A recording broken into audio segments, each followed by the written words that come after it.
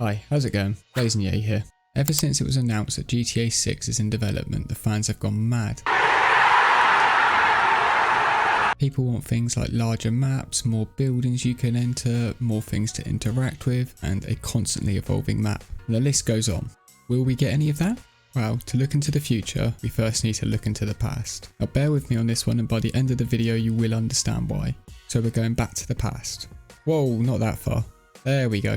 GTA was released in 1997 by DMA with only a small team. It started as a relatively simple concept. It was a top-down single-player game based on being a criminal, doing illegal acts and earning money, and having the cops relentlessly hunt you down. Soon after this, the company was acquired by Gremlin Interactive in late 1997, and then they were brought out by Info Games and sold to Take-Two Interactive. This started the very first steps into the corporate world. At this point they were putting the finishing touches on the GTA London expansion and would release GTA 2 shortly after in late 1999 following the same concept. But things would start to change in 2001 when GTA 3 was released. It would take the franchise into a new direction, going from top-down games and diving into third-person open world games, setting a new standard for the industry. Due to the success that GTA 3 had, DMA was rebranded as Rockstar North, bringing them under the Rockstar umbrella and further into the corporate world. A year later we would get Vice City, a game that truly innovated the open world genre, improving gameplay mechanics and graphics, allowing players to buy properties for the first time, giving us an expansive story, even a protagonist with a voice. Wow! Before the next big release, they would re-release GTA 3 and Vice City as a double pack. Afterwards, 2 years later, in 2004, San Andreas would be released, again improving on the gameplay, graphics, and adding more free roam activities like gang wars, minigames, and many more things. It was here where the franchise would take another turn, and they would start to introduce multiplayer elements, allowing you to bring friends into the game and go on a rampage together. This would be their first test into the world of multiplayer games. Over the next 2 years, they would continue to milk their existing titles, releasing the trilogy, Vice City Stories and Liberty City Stories, expanding on previous games and experimenting with more multiplayer modes. Then in 2008, GTA 4 was released and breathed new life into the franchise, pushing the graphics to HD, giving us 2 massive story DLCs and diving deeper into the online multiplayer, allowing players to experience Liberty City together in a variety of game modes. This was the next turning point, and it would be here where they would realise that the fan base was split. Everybody enjoyed the story mode, but more and more people wanted to play the game together online in multiplayer lobbies. As online multiplayer games became more popular, the franchise realised what direction it needed to go in. It would be 5 years after the release of GTA 4 that we would be introduced to GTA 5 and GTA Online, becoming one of the best-selling games for years, releasing 3 versions over 3 generations of consoles. The GTA 5 story would be their biggest yet, giving you 3 characters to control and see develop throughout the game. There was tons of stuff to do, everything was bigger and better than any of their games before, and it still continues to compete against games that have been released nearly 10 years later. However, they would not expand on the story. Instead, they would improve graphics every generation and add a few weapons and cars from the online updates, but only in the early days. Before long, they would completely give up on adding stuff to story mode. Instead, they would put all of their efforts into GTA Online. Around the time of release, microtransactions were becoming more common in games. Having a way to fast track your progress was an appealing idea for many people. They just didn't have the time to grind businesses all day. But as long as they didn't hide any items behind a paywall, most people were okay with it. As Rockstar added more businesses and heists, it became easier and easier to make money, so people never really had an issue with people who brought shark cards. They were just kind of there, and if you wanted them you could buy them, but you definitely didn't have to. Having that option would make Rockstar millions, making this one of the highest grossing games worldwide. 5 years later, they would release Red Dead Redemption 2 with a story that went beyond the people's imagination. The whole world felt like it would interact with you. There were random events where NPCs would evolve as the story progressed. You could be a hunter, a fisherman, bounty hunter, criminal, or everything at once. It was by far one of the best story games I have played in a long time. But just like GTA 5, there has been nothing added to the story. After release, they were more focused on the online and making money, thinking it's going to be the next GTA Online. However, this time, they would not take the same approach as GTA. Instead of just having in-game cash and the option to buy buy more with microtransactions, they would introduce a second currency, gold, which you could also buy with microtransactions, but they would make it much harder for you to earn both cash and gold during the game, which would eventually discourage players from even trying to earn them in the first place. And then on top of that, they would add the Outlaw Pass, which would cost 25 gold bars. However, you earn all of your gold bars back if you completed 70 levels of the Battle Pass.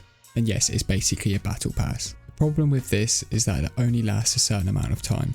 So unless you play the game every single day for as long as you can, you won't finish the pass in time. At launch, there just wasn't enough content to keep people engaged. The only reason the online came out so quickly, and in the state that it was because investors were pushing for the release. They would release some content for the online, but it was just too little, too late. So when they realised what a huge mistake that they had made, they turned their back on the Red Dead Redemption community and went back to Grand Theft Auto, giving us new businesses, new heists, more content, and then in February of 2022, they would announce that GTA 6 was in development.